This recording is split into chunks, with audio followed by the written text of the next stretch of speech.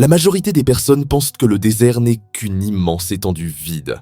Cependant, il arrive que ces vastes terres dissimulent des merveilles étonnantes, allant de structures insolites à des artefacts mystérieux. Voici les 14 découvertes les plus étranges que l'on peut trouver dans le Sahara et d'autres grands déserts.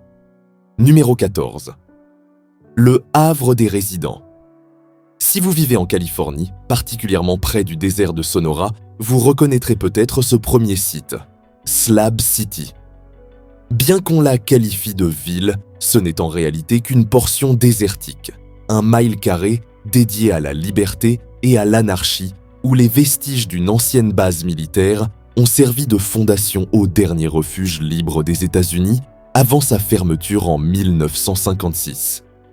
Initialement intégré à une installation militaire durant la guerre froide, Seconde Guerre mondiale, le terrain a été restitué à l'État de Californie et les bâtiments démantelés, ne laissant que les dalles de béton qui ont donné leur nom à Slab City. Avec le temps, des habitants se sont installés sur ces dalles, formant une communauté sans autorité gouvernementale stricte, transformant Slab City en une zone de libre arbitre. Aucun service n'est disponible ici, comme l'électricité, l'eau courante, les systèmes d'égout ou la collecte des déchets. Ainsi, les résidents doivent compter sur l'énergie solaire et des systèmes d'eau et de gestion des déchets autonomes. Vous vous demandez sûrement, qui choisirait de vivre à Slab City ? En réalité, de nombreuses personnes. Slab City accueille plusieurs milliers d'individus, incluant des retraités, des personnes cherchant un abri abordable et bien sûr, ceux désirant tout abandonner pour s'installer loin. Cependant, en été, la population chute car beaucoup ne supportent pas les températures désertiques pouvant atteindre 100 degrés Fahrenheit. Numéro 13. Les cercles énigmatiques de Namibie. Il est possible que vous ayez entendu parler des zones stériles intrigantes qui couvrent une vaste région du désert namibien. Ces cercles déserts, dans les prairies arides, appelés cercles de fées, ont intrigué les scientifiques et donné naissance à de nombreuses hypothèses au fil des années. Généralement, ces cercles ont un diamètre compris entre 2 et 12 mètres. Et si vous souffrez d'hypophobie, peur des trous, les regroupements ou motifs irréguliers très rapprochés pourraient vous déranger. Observer ces zones stériles depuis le ciel peut s'avérer spectaculaire. Actuellement, 2 principales théories tentent d'expliquer leur formation. La première est l'hypothèse des termites, suggérant que ces cercles résultent du nettoyage de la végétation par les termites autour de leur nid. Ce processus créerait des dépôts d'eau de pluie sous la surface, bénéfique pour les termites et l'écosystème environnant. La deuxième théorie se focalise sur la végétation, proposant que les cercles de fées sont issus de la compétition des plantes, notamment pour l'eau dans cet environnement aride. Les herbes entourant ces cercles pourraient puiser l'humidité du sol à distance, générant ainsi ces zones dépourvues de végétation.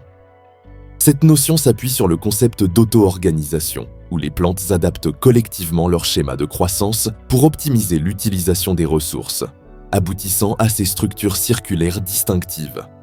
Fait intéressant, le débat sur les cercles de fées s'est complexifié avec la découverte de motifs similaires en Australie, où aucun lien évident avec les termites n'a été identifié. Cela a amené certains chercheurs à favoriser la théorie de l'auto-organisation. Des recherches récentes ont avancé que ces formations pourraient illustrer une rétroaction éco-hydrologique, où les cercles stériles contribuent à soutenir la végétation environnante en servant de réservoir d'eau naturelle. Certains pensent également que les cercles de fées pourraient résulter de phénomènes surnaturels, tels qu'une passerelle vers les dieux ou les fées. À ce jour, l'origine exacte de ces zones stériles reste un sujet de débat. Numéro 12. Les lacs en forme de cœur dans le désert. Les lacs en forme de cœur sont réputés pour être des environnements hostiles où l'eau est une denrée rare. Pourtant, le splendide lac de l'amour à Dubaï, implanté dans le désert d'Al-Qoudra, près d'Al-Qoudra, témoigne de l'ingéniosité humaine. À première vue, cette vaste création pourrait donner l'impression d'être située au centre d'un désert aride. Ce lac artificiel, conçu distinctivement sous la forme de 2 cœurs entrelacés, représente un symbole d'amour et est devenu un lieu prisé par les couples et les familles. Ce plan d'eau n'est pas seulement visuellement saisissant, il est aussi entouré de 16 arbres impressionnants et d'une abondance de fleurs. Les visiteurs ont la possibilité de nager dans le lac ou de se promener paisiblement parmi la flore, découvrant différentes structures en forme de cœur ornées de plantes et de fleurs le long du parcours. Cependant, si vous envisagez de visiter cet endroit, prenez en compte quelques éléments. Premièrement, le lac de l'Amour se situe dans le désert, ce qui implique l'absence de routes asphaltées pour y parvenir. Il pourrait donc être nécessaire d'utiliser un véhicule tout-terrain. Malgré l'éclat du lac en forme de cœur, aucune installation pour l'eau potable ou des toilettes n'est disponible. L'endroit est parfait pour admirer le coucher de soleil, mais en raison de l'absence d'éclairage, il est conseillé d'apporter des lampes de poche. De plus, il est recommandé de porter des sandales ou des tongs pour plus de confort, car il est indispensable de marcher sur le sable. Numéro 11. Les bureaux de poste les plus isolés au monde. Imaginez-vous déambulant dans un désert, où à l'horizon, seul le sable infini se confond avec le ciel bleu, donnant l'illusion d'un océan à des dizaines de kilomètres. Soudainement, au milieu de ce vide, une chaumière en bois attire votre attention. C'est le bureau de poste le plus isolé au monde, situé au cœur du désert de Tengor. Ce unique bureau, d'une superficie de seulement 15 mètres carrés, a été abandonné pendant plus de 35 ans jusqu'à ce qu'il soit redécouvert par quelques individus. L'initiative de le revitaliser a été prise par Mademoiselle Cheng et son ami Luom Ming, qui ont conçu le concept innovant d'un service postal fantôme permettant aux gens d'envoyer des lettres et des cartes postales depuis ce lieu reculé sans avoir à s'y rendre physiquement.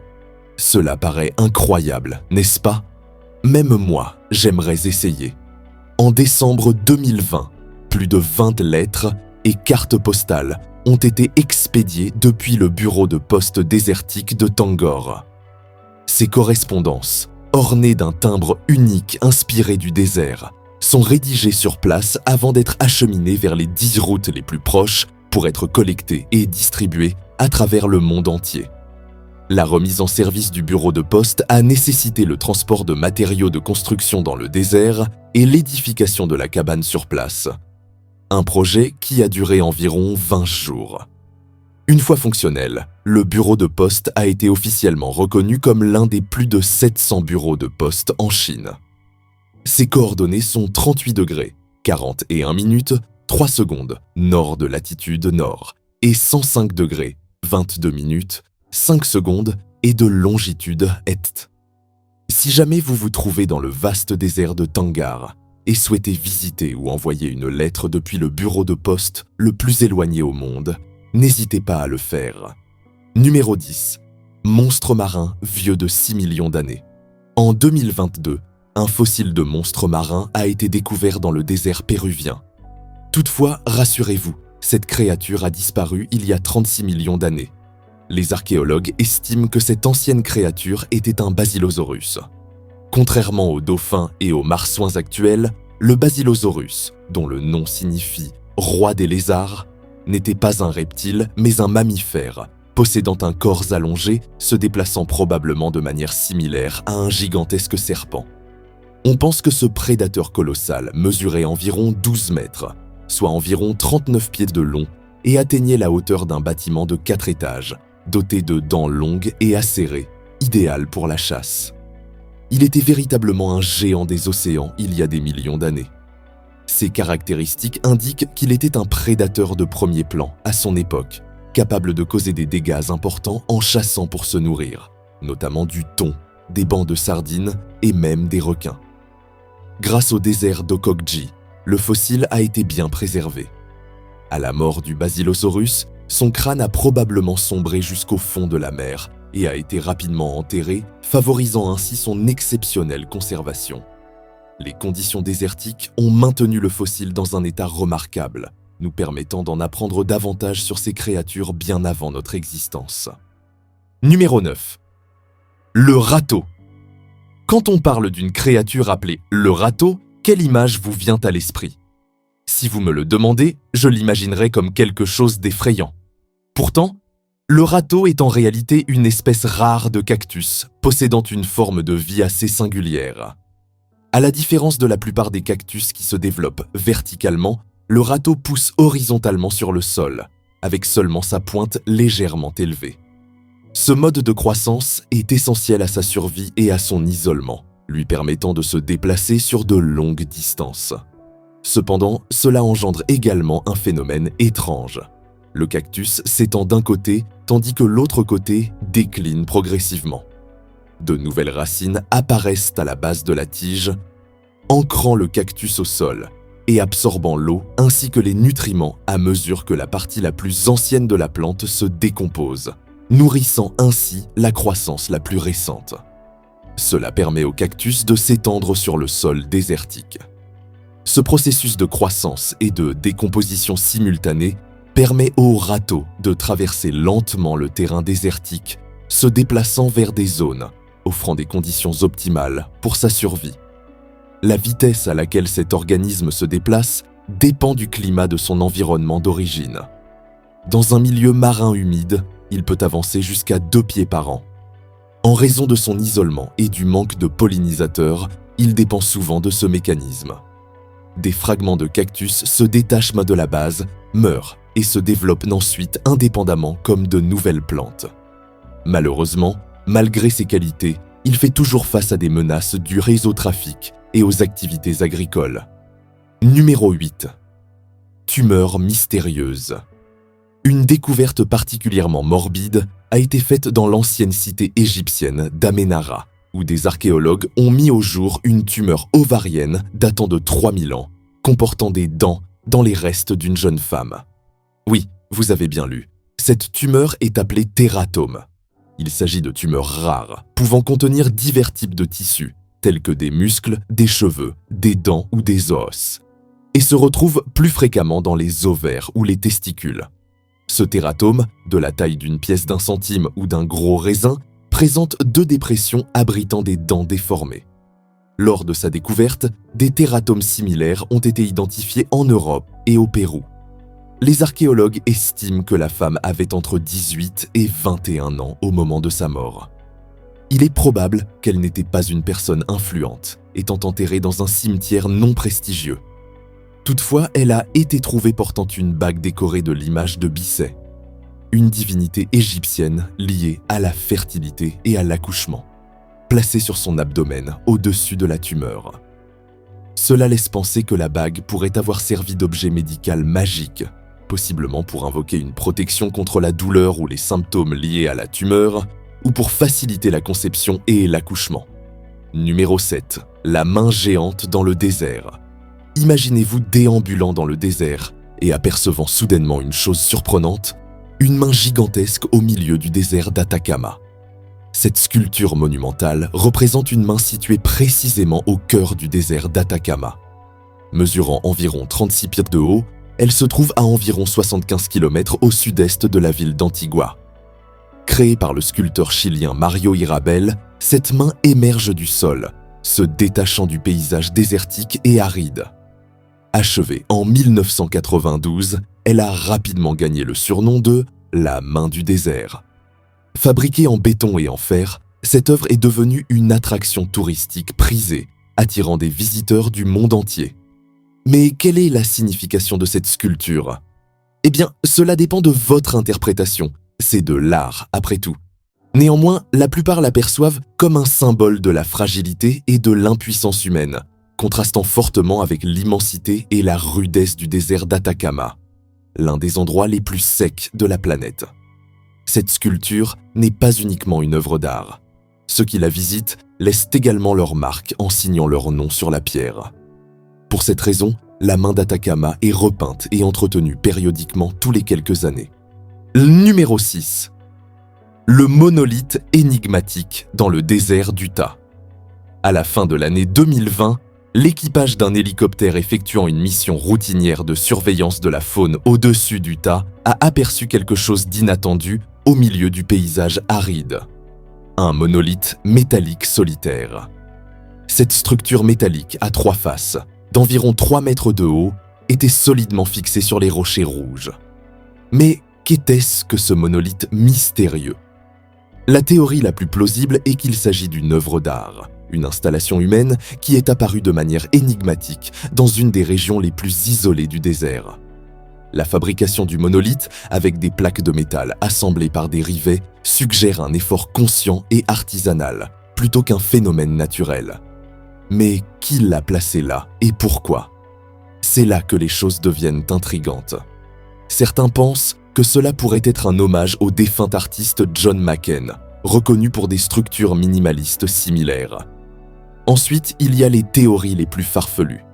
Cela pourrait être un message d'êtres extraterrestres, une sonde d'un autre monde déposée mystérieusement dans le désert d'Utah, ou peut-être une expérience secrète du gouvernement, faisant partie d'une opération clandestine inconnue du grand public. Numéro 5. Les lignes de Nazca enserrées dans les étendues arides du désert péruvien se trouvent l'une des découvertes les plus mystérieuses de l'histoire. Les lignes de Nazca.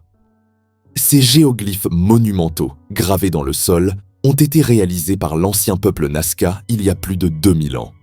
Spectaculaires, ces motifs s'étendent sur une vaste surface de 400 pieds, 50 km², englobant plus de 800 lignes droites, 300 figures géométriques et 70 représentations d'animaux et de plantes. Les lignes de Nazca, s'étendant jusqu'à 170 mètres, ont nécessité l'enlèvement méticuleux de petits cailloux brun-rouge recouverts d'oxyde de fer qui tapissaient la surface du désert. En notant ces pierres, le sol plus clair en dessous contrastait fortement avec la terre environnante, donnant ainsi naissance aux figures. La signification des lignes de Nazca a suscité de nombreuses spéculations.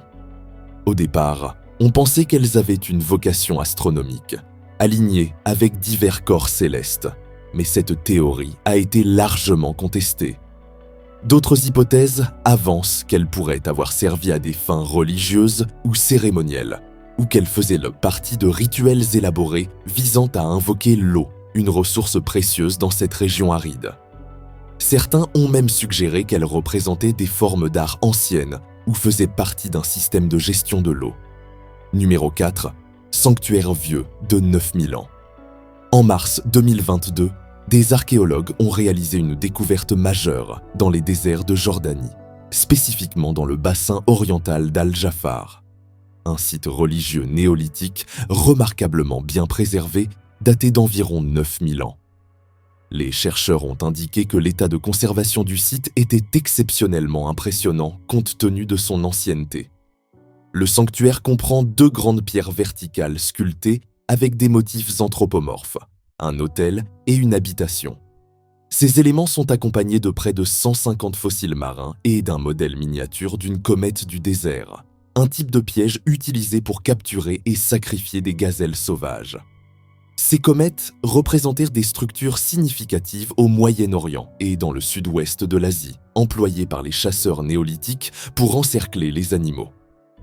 Cependant, la découverte des 2 pierres anthropomorphes, nommées Gazen et Abog, pourrait constituer la partie la plus importante de cette découverte. En effet, ces 2 pierres offrent des exemples rares de certaines des plus anciennes formes d'expression artistique du Moyen-Orient. La pierre la plus imposante, mesurant plus de 1,5 m de hauteur, présente une figure humaine et une comète du désert gravée, tandis que la pierre la plus petite, de 2 mètres de haut, arbore un visage humain inscrit. Numéro 3. Le souffle du désert. Le grand souffle du désert peut facilement être confondu avec une création extraterrestre. Toutefois, il ne s'agit pas de quelque chose d'inhabituel pour notre réalité. Ce splendide site, situé près de la mer Rouge à Gona, en Égypte, est une installation exceptionnelle de land art dans le désert du Sahara. Conçue par l'équipe artistique Dust, composée de 3 artistes grecs, Dana Estrato, Alexandra Estrato et Estella Constantinidis, cette œuvre a été officiellement achevée le 7 mars 1997 et s'étend sur environ 10 hectares de désert. Lors de son achèvement, l'installation représentait une prouesse notable en termes de précision géométrique et de vision artistique.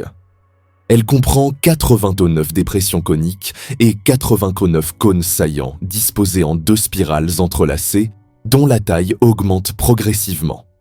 Le sable retiré des dépressions a été utilisé pour former les cônes saillants, déplaçant ainsi 8000 hectares de sable. Au centre de cette structure impressionnante se trouvait un plan d'eau de 30 mètres de diamètre, désormais évaporé. Mais quelle est la signification de cette œuvre d'art ? Le souffle du désert a été conçu pour explorer l'infini et le désert en tant que paysage mental. La décomposition progressive de l'œuvre, due à l'érosion naturelle, est perçue comme un outil pour mesurer le passage du temps. Numéro 2. Le ver jaune, découvert en 332. Le ver du désert de Libye demeure une énigme captivante, fascinant à la fois les scientifiques et les passionnés. Ce matériau vitré exceptionnel, réparti à travers les vastes étendues du sud-est de la Libye et du sud-est de l'Égypte, se distingue par sa teinte jaune unique et sa pureté remarquable, des traits qui en font une découverte véritablement singulière dans le domaine géologique.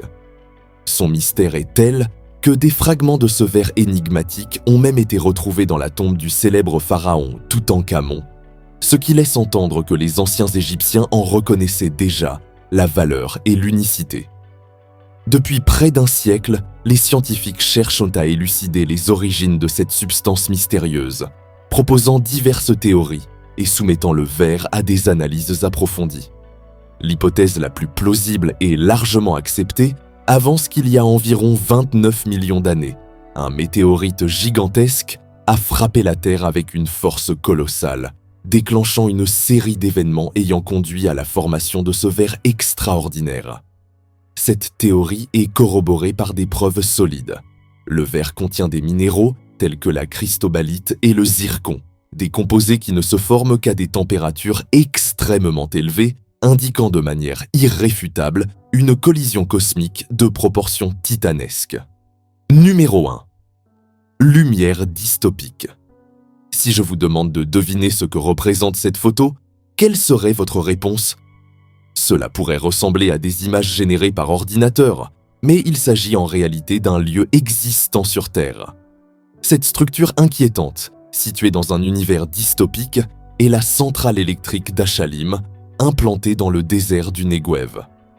C'est une centrale solaire concentrée qui combine 3 sources d'énergie: solaire thermique, photovoltaïque et même gaz naturel. Elle est opérationnelle depuis 2019. La centrale se compose de 2 gigantesques centrales solaires thermiques de 1 MW chacune et d'une centrale photovoltaïque de 30 MW. L'une de ces centrales thermiques, nommée Échelon Plot B, domine l'horizon à une hauteur impressionnante de 260 mètres, soit plus de 850 pieds. Jusqu'à récemment, elle détenait le record de la tour de panneaux solaires la plus haute au monde. Imaginez 50 héliostats, des miroirs contrôlés par ordinateur, captant la lumière du soleil et concentrant leurs rayons sur une imposante chaudière. Ce mécanisme chauffe l'eau pour produire de la vapeur, générant suffisamment d'électricité pour fournir 120 000 foyers. À la prochaine vidéo.